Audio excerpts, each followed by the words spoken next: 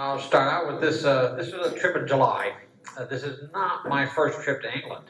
I have family in England. My sister married a Brit, and we've already told her if they get divorced, we're keeping Mark. You know?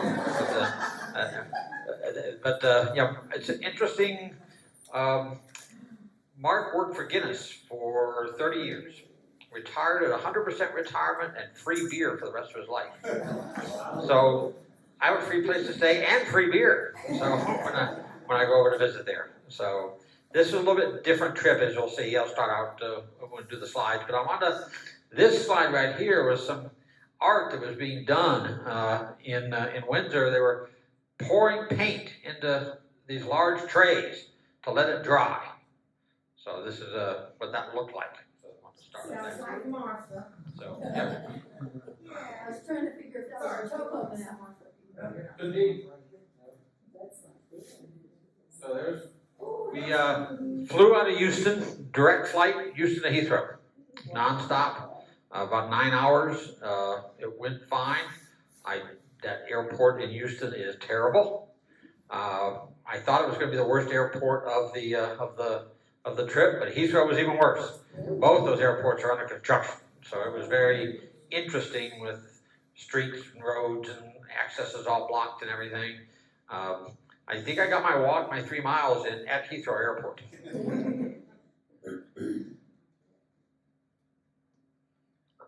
And of course, the main purpose of the trip, meet some new members of the family.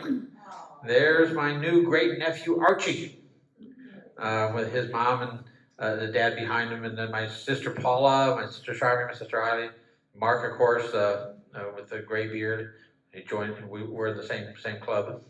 My brother had not arrived yet from California, but it was a family reunion and the celebration of my 70th birthday. So that's one of the main reasons to go. Also, a couple other, one new member of the family, Lily, and of course, my great nephew is named Archie. So, and then my brother arrived. That's my baby brother right there. And we had went to a concert that night, an outdoor concert, where they brought my birthday cake, but I wasn't the first one that got to sample it. That's my niece from California, Annabelle. So that's it almost as far as the family reunion stuff goes. And then of course the next was from my sister Paula and Mark's house, in a place called Staines upon the Thames, which is about 40 miles from London, and not 40 miles, 40 miles from London, 7 miles from Heathrow. Headed into London to get on the train to head to Cornwall. This is Waterloo Station. If anybody's been there, it has expanded, but it's an amazing train station. This is the new addition. And then you get on the train. I think we got on track 33. So there's lots of tracks. But it's so easy to travel. It's so clean. They take off right on time. And arrived in the little town of Charlestown. Now this is Charlestown. This is basically the whole town that you're looking at right here. Charlestown is a fishing village, started in the 1800s, so it's a fairly new village. And then it became a place where they exported clay to make pottery, and a lot of pottery came from around there. But it's a beautiful little town, hotels and pubs. That's the harbor there. And it's Charlestown, not Charleston, Charlestown. And there's the little Airbnb that I rented. I went with my sister and her college roommate. They wanted to travel with me, and so I rented this little place that came out to less than $80 per person per night. So not bad. It had everything: laundry, kitchen. We had the whole house to ourselves.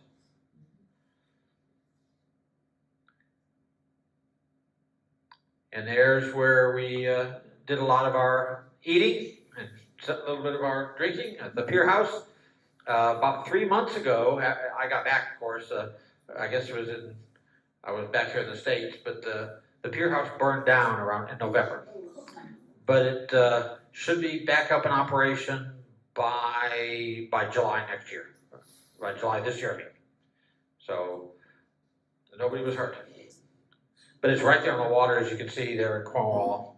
There's my sister and her college roommate fixing to head up the steps. And there's a little bit more of the harbor. They have weirs that they can lock when the tide is fixing to come in. But it's a beautiful little place. This is my second trip to Cornwall. My first one to Charlestown. But it's famous for its coastal walks. So I wanted, that's the whole point, was to go take part, to go walk some of those coastal walks. It turned out we couldn't walk one that we wanted to do because the path had collapsed down into the ocean. So we had to backtrack a little bit. And there's right outside our bed and breakfast, you can buy authentic handmade Cornish pasties, and that's where we normally have breakfast. And the weather, as you can see, was just amazing. The weather, this is before the heat arrived, so this was, every morning was around 58, 60 degrees, high temperature in the 70s, sunny, no humidity, good walking weather. Our B&B was right up this little side hill here. You walk down 2 blocks, and here was the Shipwreck Treasure Museum.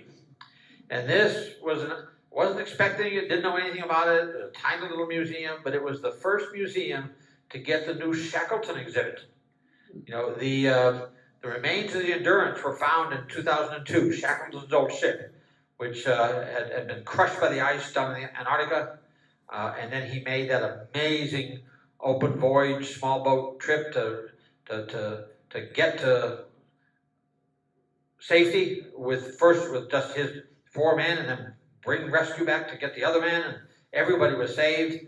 And he also had a photographer on this trip with him that I hadn't been aware of, but this guy took some amazing photos. And this exhibit was at the museum. They were the first museum in England to get it. And it was so interesting because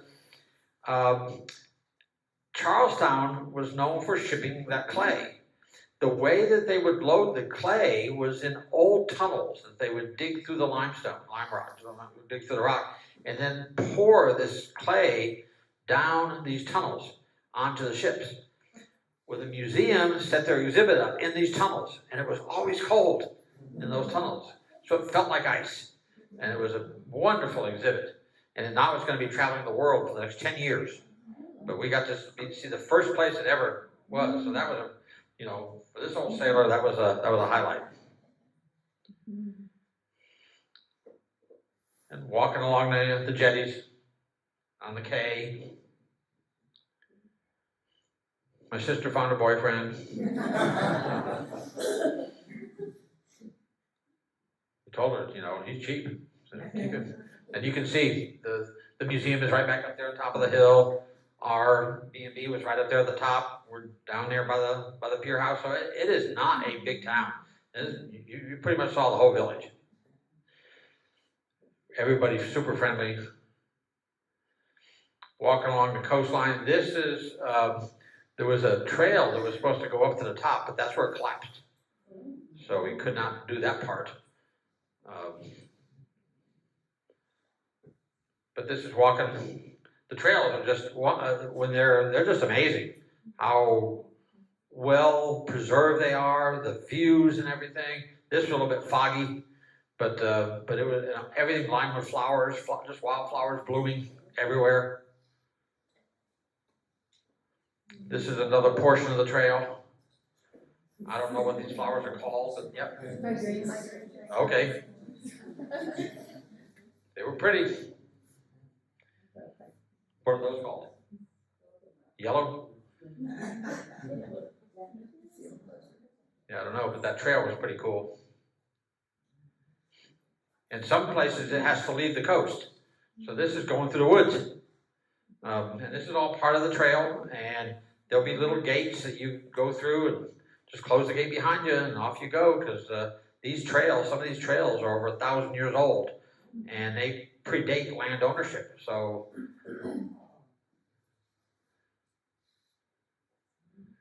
flowers along the trails, along of course, I had to take a picture of this. Being a retired Coast Guard myself, we came to this National Coast Watch institution viewing the Charleston station. It said visitors welcome, but of course it was locked. But they only man it during storms. They'll put somebody in that Coast Watch station to keep an eye out in case they have to do a rescue. And there is the station. So they have a radio in there. You can sit out there, and if anybody gets in trouble, they call for the Royal Life Saving Institute to send a boat out. But it's all volunteers. It's not like the U.S. Coast Guard. You don't get paid. And then back to Charlestown. And so there it is in the evening. That's pretty much the whole village. Population, I think, is it's kind of a suburb of St. Austell. St. Austell is where you take the train to, where we got off the train. But suburb, but it's about 3 miles away. So it's not really connected to it, but you could walk it. And the next day we were going to walk to the ancient town of Fooey, or Foy, as they say. And this town dates back to 800 AD. And couldn't walk the trail because part of that had collapsed. So we rented mopeds. Rented mopeds. And here is the ancient town of Foy. So it's a little bit larger town. It's about 7 miles from Charlestown total. Beautiful little town with of course the cathedral and port.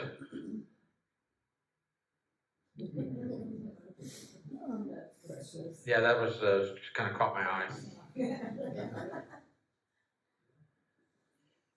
And the harbor, lots of boats.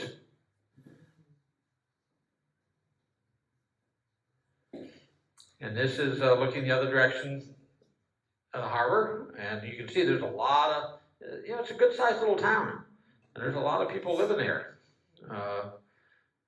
It is probably the hardest place I would ever think about even trying to drive there. I was glad I was on a moped, because I couldn't see how some of those cars were getting through, and there were places where the buses could not get through, and large cars could not get through. They were driving minis, real minis, not the massive minis like we sell in the States. This is a fortification that was built under the orders of King Henry VIII around 1520 to protect the harbor. The harbor never got attacked, but that was one of the fortifications, and there were identical one on the other side. And if the town ever was in danger of coming under attack, they could lift a chain across the water, so the ships could not get in.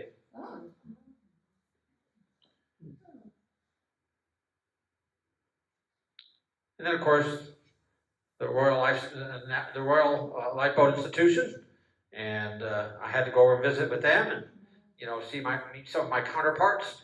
It is interesting. That's a 47-footer, and the Coast Guard, in the U.S. Coast Guard, we also have 47-footers, but they're totally different. They look quite a bit different, but they're both self-righting and self-bailing, and can go up in 40-foot seas if you need to. But they only have, it is the largest volunteer organization in the world. For this station, like the U.S. Coast Guard, you'd have 20, 30 people assigned to this station with a couple of small boats, including this boat here. They had two people that were paid. Everybody else was volunteer. So it was a very interesting way they did it. And there's, to help raise money, they have their own little store.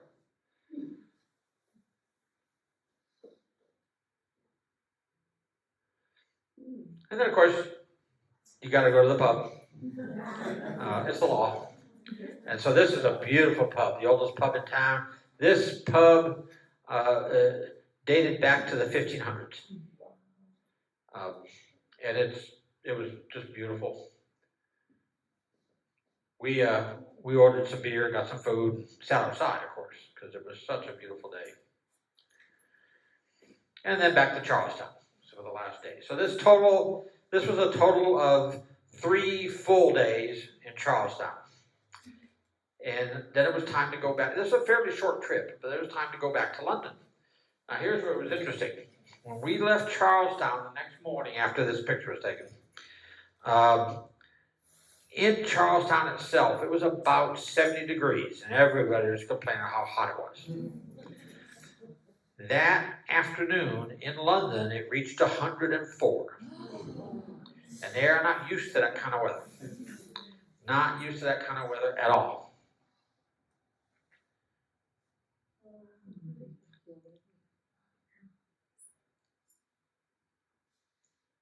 But then we took a couple extra days to drive along the coast. Now, I didn't want to drive, and my sisters wouldn't drive. So the guy that had picked us up at the train station and brought us to our little B&B, the taxi driver said, "I'll drive y'all." And for less than the price of a rental car, he came and picked us up, took us to where we wanted to go, as you'll see here in a minute, and brought us back for less than $100. So that was the way to go. And, all we did was buy them lunch, too. So we were heading to our destination here of Tintagel. It doesn't really quite appear up there on the top, but Tintagel. Tintagel is a fascinating place. It dates back before the period of King Arthur. But it's associated mostly now with King Arthur. But it actually predates King Arthur by 400, 500 years. And there were rulers that were there on these islands, on this coast. You can see how clear that water is. It is beautiful. And the bridge, everything there is slate. Even the rock is all slate. The bridge is made out of slate.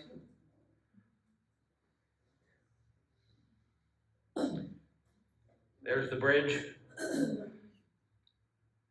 And then there's if you don't want to do the bridge, there's a way you can walk back on the lower section. We chose to leave there, but there's the bridge. And what they did is they built this bridge all out of metal.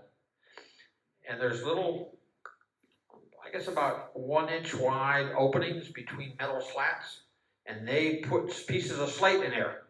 So that's actually what you walk across.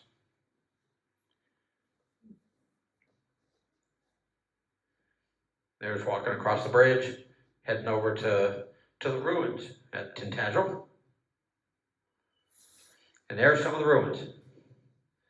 So some of these ruins at Tintagel probably go back to around 1100.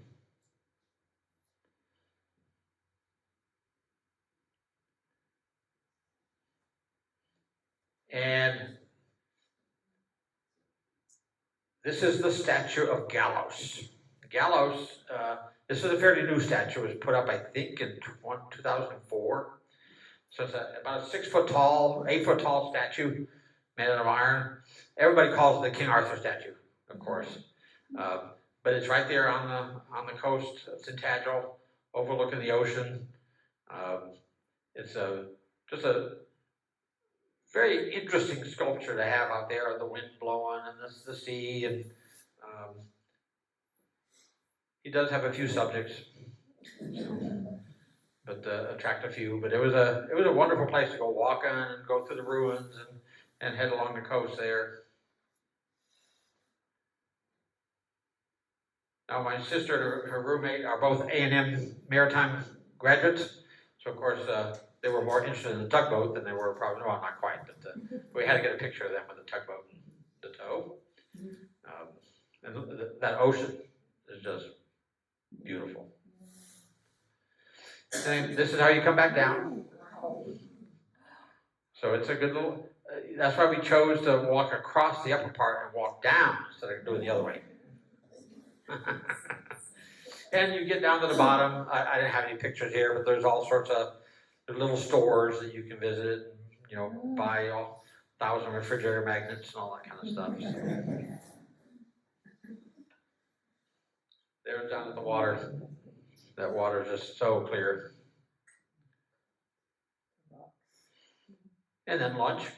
The taxi driver took us to the farm shop for lunch. And the farm shop sold all sorts of fresh vegetables.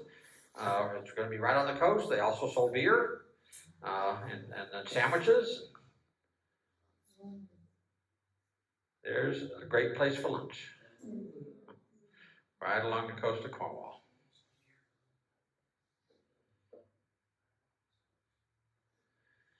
And then we did go back that last night to Charlestown to take the train back to London. And there is the train station in St. Austell to head back into London. And St. Austell, London, Waterloo, normally 4 hours. Train, it took us almost 8 hours actually to get into London because it was, like I said, London was experiencing those amazing, unexpected temperatures.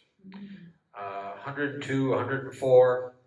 The train tracks are not set up for that. The train tracks are 100 years old.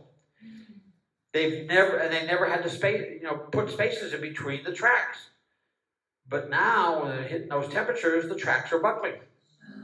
And they're going to have to go in and cut grooves in all the tracks, spaces for them to be able to swell. But this time, we thought it was going to be one train ride, and it ended up being 3 separate train rides. You get to a station, get off the train, get on another train. It was mass confusion. You couldn't tell where to go. And we get on the wrong train sometimes, and they ask people, they go, oh, well, I think it's that train over there. And my sister lost her camera during all that operation type of thing. But we finally, we got into London on the last train of the day that pulled in. They stopped all the trains after that, till the next day. And I made reservations at the Tower Hotel, right outside the Tower Bridge. This is the view from my window. The window only opened about yay far, so I just took the camera out, take a picture. I was glad that window opened. There was no air conditioning. The hotel had no air conditioning, the restaurants had no air conditioning. You couldn't find a place to eat because everybody wanted to eat outside, where you could stand to be outside. Inside was just, there were people even sitting outside just dripping sweat into their food. It did cool off the next day. When we woke up the next morning, it was in the 80s.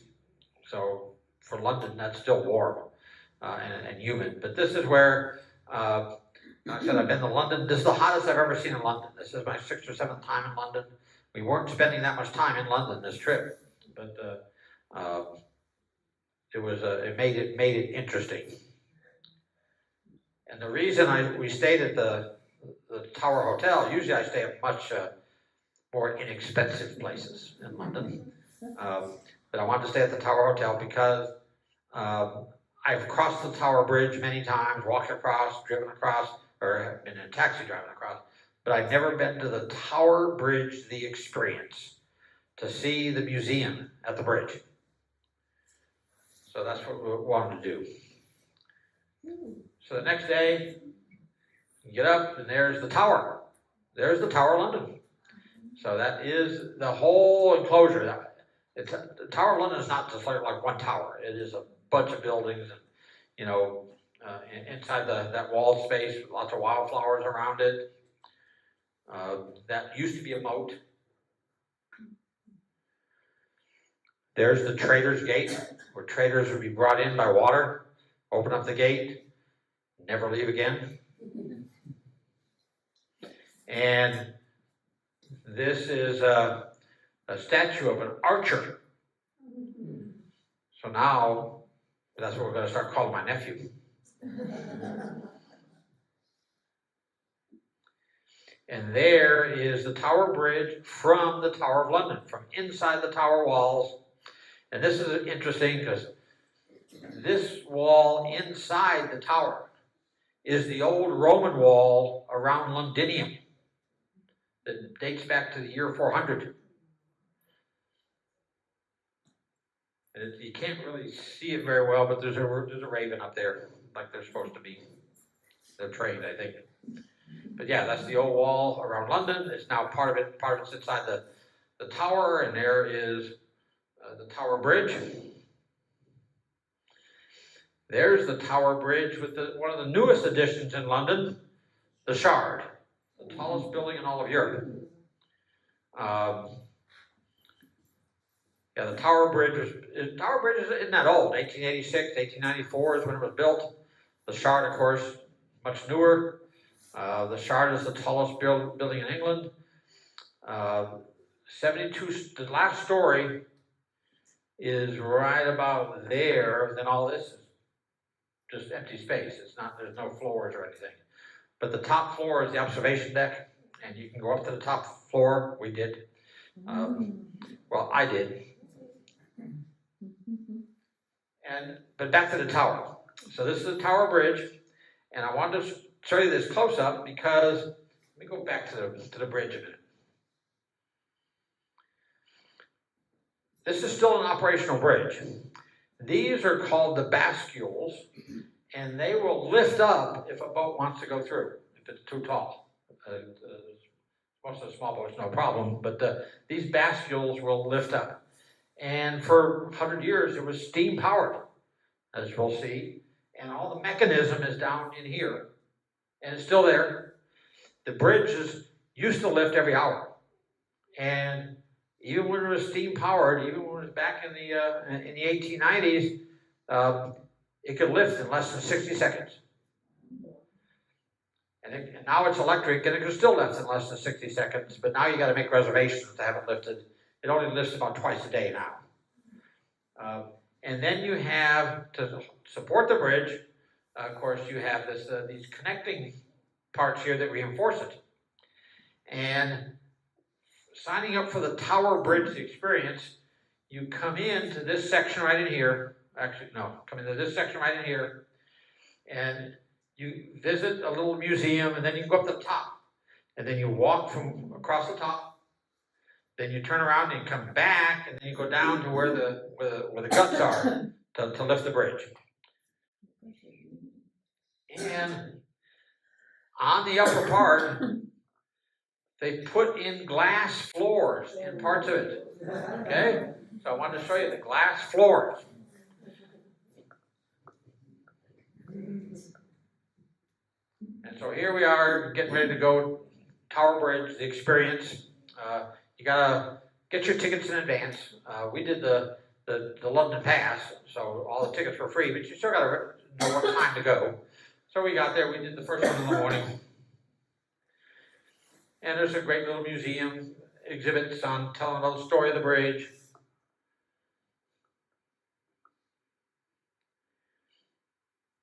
A working bridge, steam powered. It's still a working bridge, but it's now electric, not steam.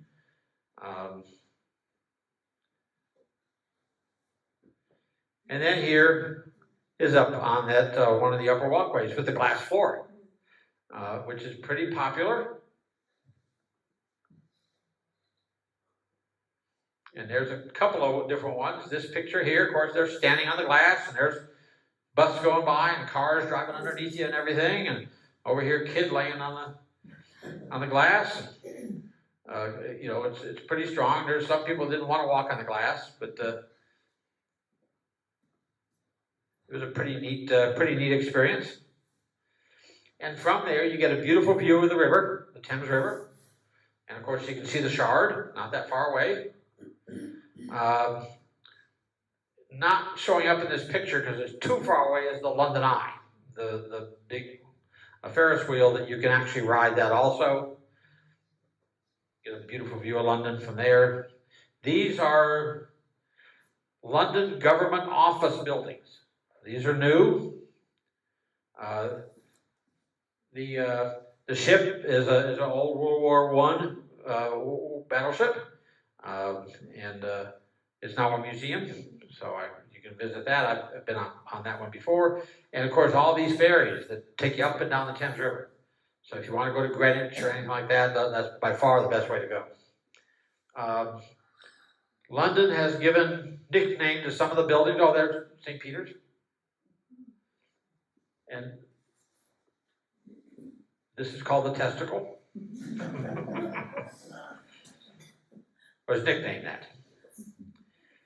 And then when you come back on the return one, not only do you get to walk on glass, but they put mirrors up on top. So it looks very disorienting. So you can lay down on the glass and see yourself reflected up there, I guess.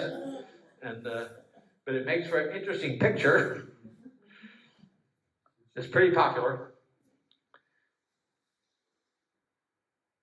And then you get down to the guts, and you have the operational. They would.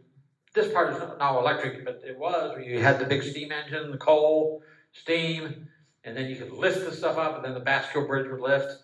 So it was built up a lot of power, and it all still works. And so there's one of the steam engines to put the coal in.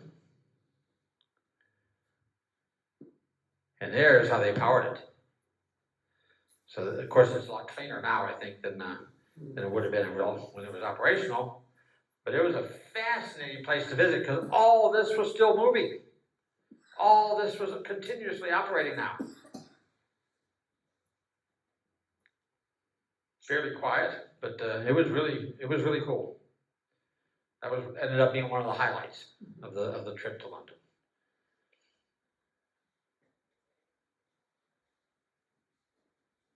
And they had exhibits on some of the people involved. So this Hannah was a cook on the Tower Bridge. She died when she was 58, so she was quite old for then. Had a full life, apparently. And then walking around London a little bit, because I made reservations to go to the top of the Shard. And there's some strange sculptures in London. There were about 30 sculptures of chimpanzees. Why? I don't know. They were all over the waterfront. I guess they work as swings. But it was quite strange. That was something new. I had not seen those chimpanzee sculptures all over the place. There's a science fiction submarine sculpture of some sort. And of course, more traditional ones. There's Willie. Reading, or I guess he's writing. He's writing one of his plays or something like that. So this is right there in London also. So Mr. Shakespeare. And then the Shard. So this is from the base of the Shard looking up. Had to get something in the foreground, so I had to wait for a bus to pass. And we're going to be heading up to the 72nd floor. Now, I've done the London Eye before. I, of course, have now done the London Tower, the Tower Bridge. All those were super well organized. But the Shard was so disorganized. The British should know how to queue. But it was like, move to this side of the street, move to that side of the street. They had a guy with a megaphone yelling at you. You're in the wrong line. Get over here. 7:20 in this line, 7:30 in that line, and so on. It was really confusing. But we finally got in a line, and the elevator up to the 72nd floor only takes like, I think it's 19 seconds. So it goes up fairly fast, and you get to the top, and there's your view of London. So there's the Tower Bridge, and this is looking down towards Greenwich, which is in the far, far distance. There's called the Docklands, Tower Bridge there. There's famous Testicle, so, and other buildings.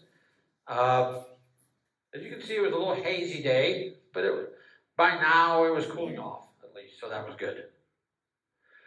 There's looking in the other direction, up the down, Thames River, and some of the other buildings. There's the London Eye,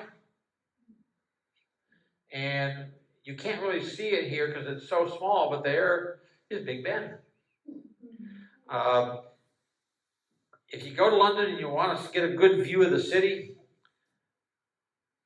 I would probably skip the Shard. I would probably not go back. I think you get a better view from the Tower Bridge, and it's free, and I like the view better from the London Eye. And of course, you got to queue up for that and buy your ticket and all that from Disney and everything, or Coca-Cola. But yeah, the Shard was a little.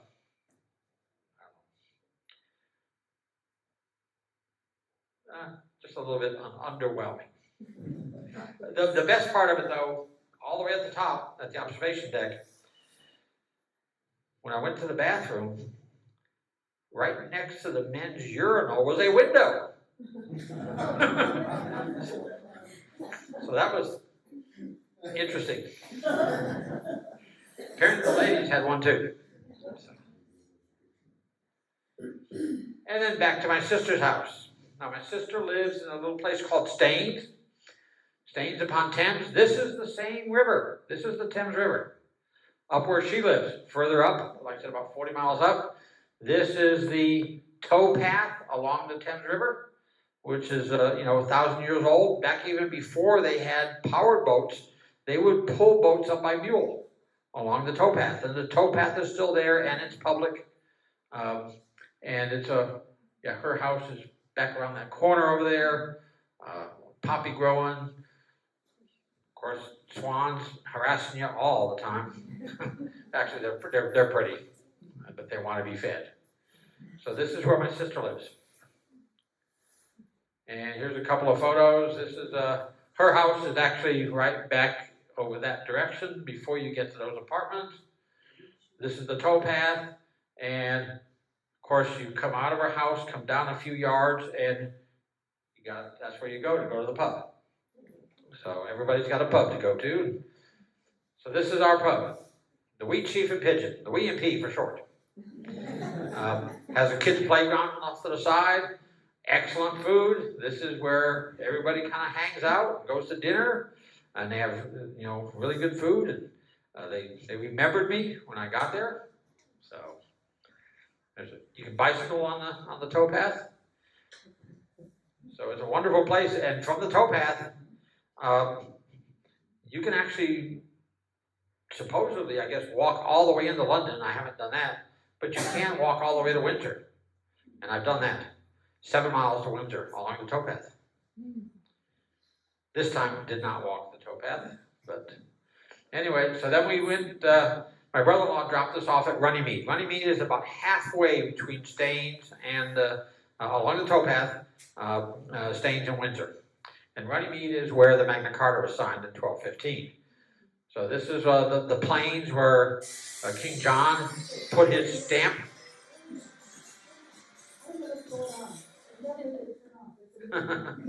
That's where King John put his stamp on the Magna Carta in 1215, and among other things, guaranteed the right to trial by jury of your peers.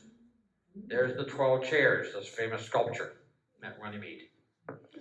That's a fairly new addition to it. Some of the neat things in Runnymede, there's an oak tree there that planted with soil from Jamestown, Virginia. The first permanent English settlement in the New World to commemorate the bicentennial of the Constitution of the United States. So that's what they're celebrating there, and of course the influence of the Magna Carta on the U.S. Constitution.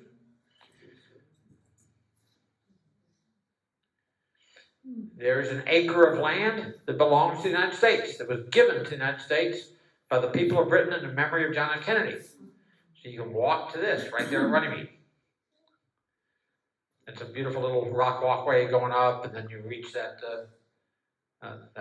marker. How big is that marker? That marker is, let me go back to it. It's about 8 feet by 6 feet, so it's pretty big. And there is a marker to the Magna Carta by the American Bar Association. talking about the influence of the Magna Carta on U.S. law.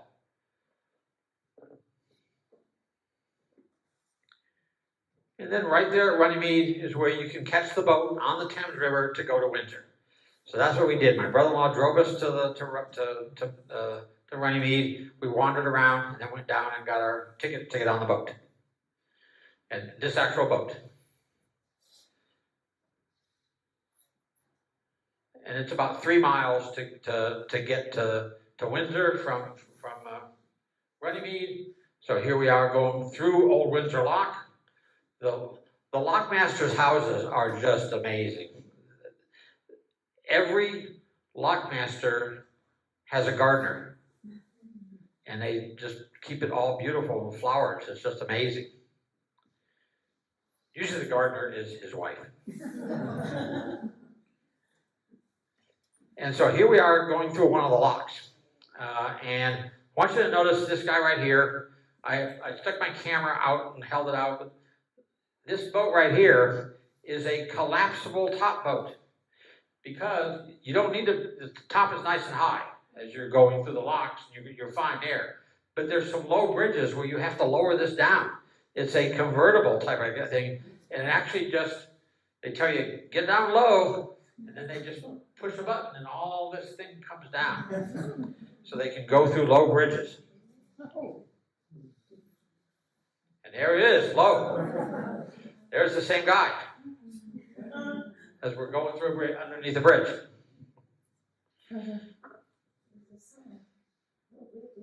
And there's our first view of Windsor by water, coming in from the water. So there's Windsor Castle. Of course, that is the, at this time it was still the residence of the Queen. Now it's the residence of the King. And here we are arriving in Windsor, at the docks in Windsor. As you can see, the people come there by bus also, or by train. And nice fish and chips place, bunch of swans and geese. The Canadian geese are almost as numerous as swans, and they're not native. I guess they have come over about 40 years ago, and there's almost as many Canadian geese as there are swans now. There's looking back at our boat. There's our 9-year-old deckhand. Actually, he was a little bit older than that, but it was his first trip. So it was interesting, the captain breaking him in. And there's the swans and the geese greeting you. And then walk up the hill in Windsor. So this, to get to the castle, you walk, this whole area used to be the old train station. It's now been converted into a shopping area. That was the train station there, and this is where you bought your tickets. Now it's stores. There is a new train station, we'll show that in a minute, but then you walk through the old train station. It's basically a mall. You can buy anything you want to, seems like there. And then you come out and you're in Windsor Castle. There's Windsor Castle right across the street, statue of Queen Victoria, and of course Windsor Castle dates back to the 1100s.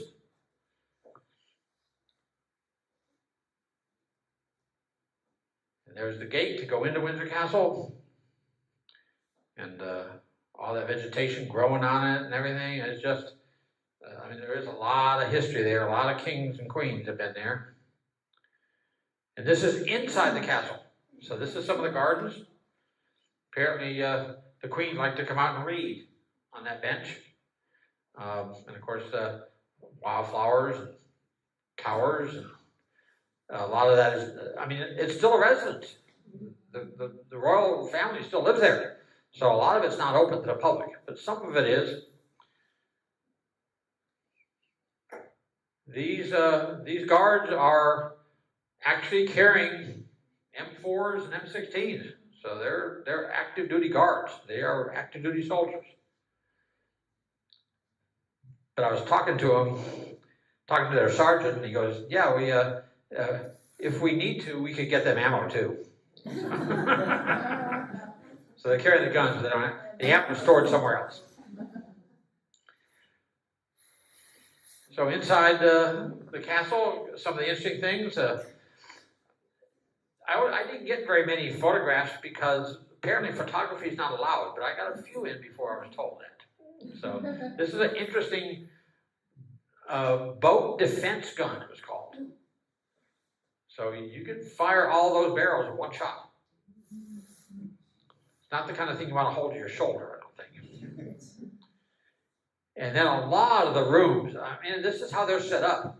It's just amazing with artwork and firearms and swords and displays. And this is going into another room full of artwork.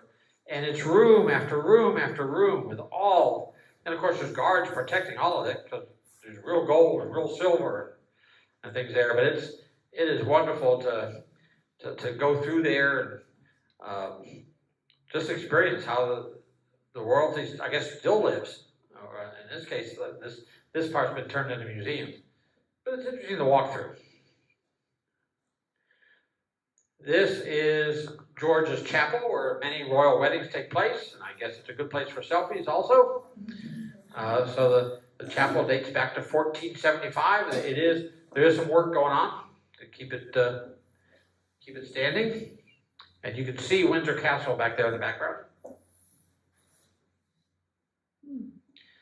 And then back in the town, this was interesting. This was the Queen Elizabeth distance dial. And this tells you how far away certain things are. So, for example, New York, 3,585 miles. England still uses miles. Washington, D.C., 3,842 miles. Madrid, Spain is just 790 miles. Paris is just 215 miles. So that was an interesting little piece of display there. So And then- what would be the diameter of that? It was actually about 2 feet, two feet, Imagining. 2.5 feet. And then back to the train station. As you can see, it's been converted into shopping malls and restaurants and pubs. And so it is air conditioned. So you can get just about everything you want in there, dinner, lunch, clothing, refrigerator magnets, all that kind of stuff. And then we took the train back to Staines. We went to this train station, the Windsor and Eaton Riverside train station. And there's the train. By now it was cooled off. Temperatures are in the 70s again.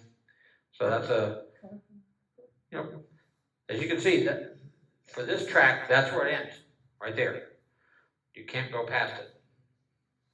So we took the train back, 15-minute train ride back to Staines.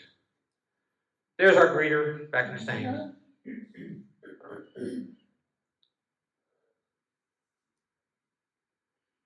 And when we got back, now we're approaching the last day of the trip, but on the last day of the trip, there was a regatta, the Staines Regatta going on.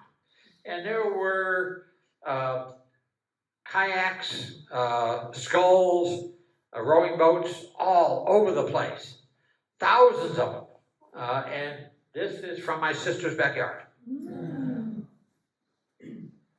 So we got to watch the boat races. And there were 2-person and 4-person and 8-man sculls and males and females and single rowers and scullers and all that. So it was really cool. And the flowers just grow wild along the banks, and the swans have to get out of the way. Yeah, she was going, but it was really cool to see. And then our last day there.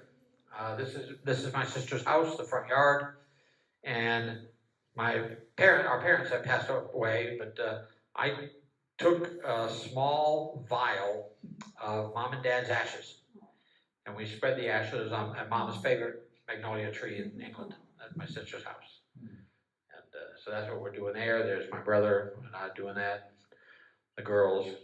So that was the trip. Oh. Then it was back to Alpine.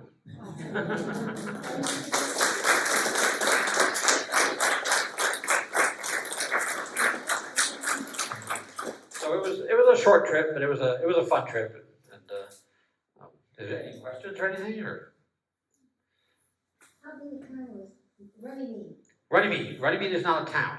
Runnymede is basically that field where the Magna Carta was signed. There is a tea house there.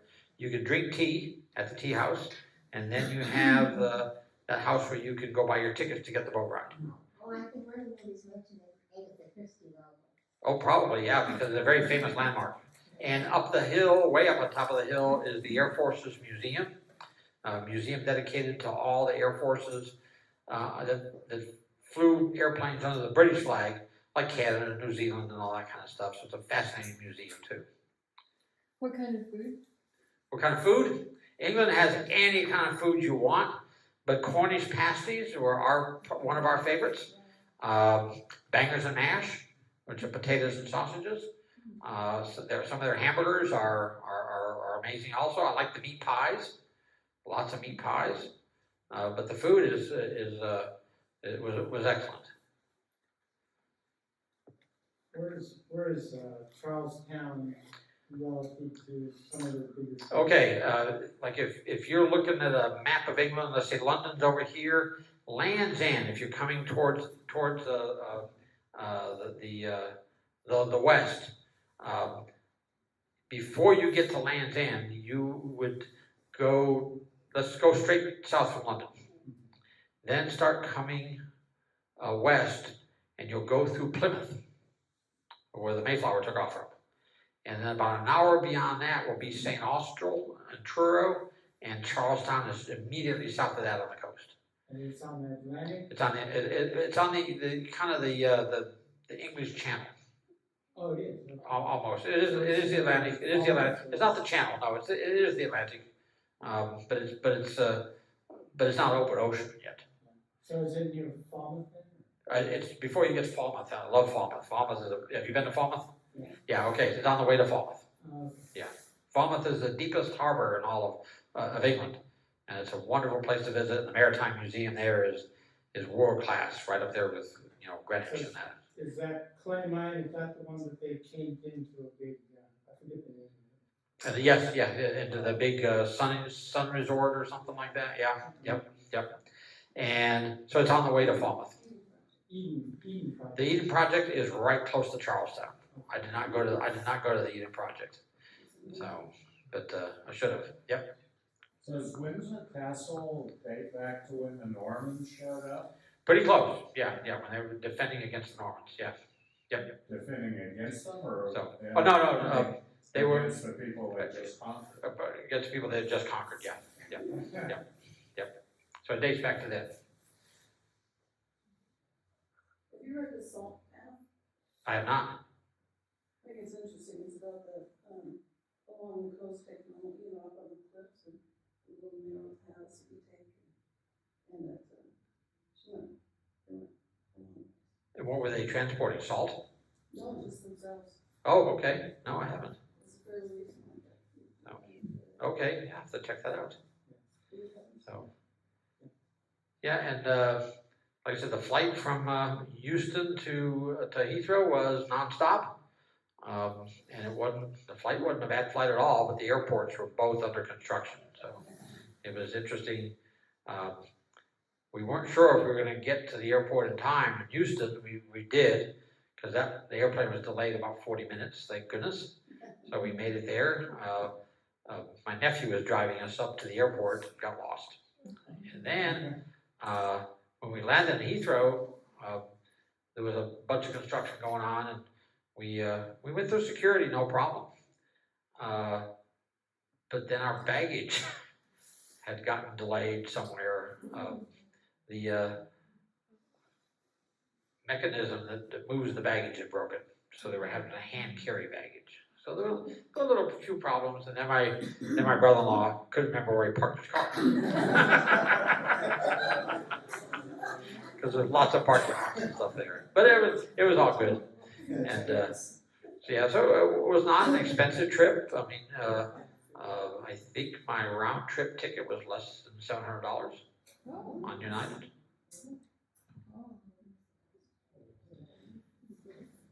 Anything else? Definitely, London has changed, and England has changed. England used to be known for its terrible food. That's not true anymore. England has some amazing food. They've learned how to cook from the Americans.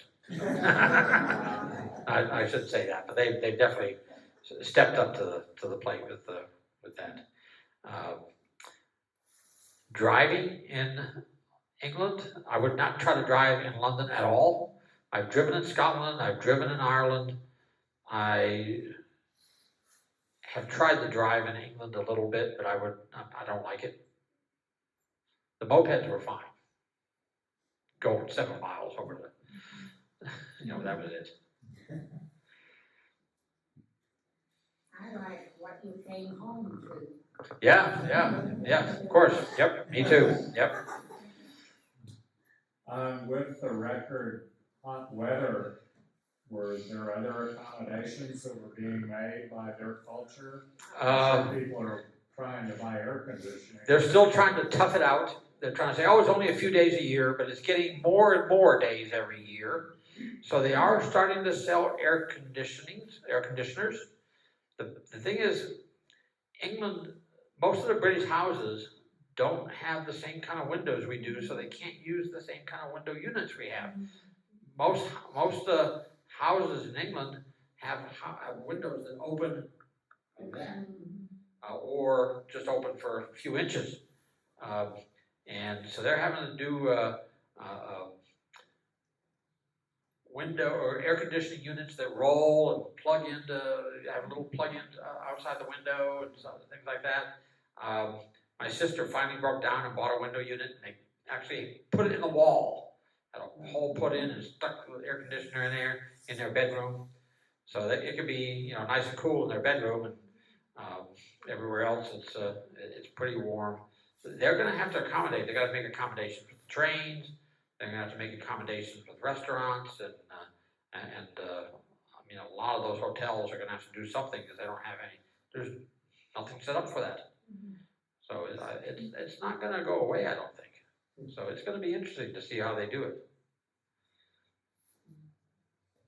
And expensive. It's not going to be cheap. Yeah, I mean, just think of all the railroad tracks that England has, and then they have to go in every 30 feet and cut a groove. So they're going to develop some machines to do that, apparently. But that's going to be quite the effort to 100,000 miles of railroad tracks. Sure. All right, go to England but maybe not in July. This was my birthday thing, so I had to do it then. But I will probably not do it in July either again. All right, thank you.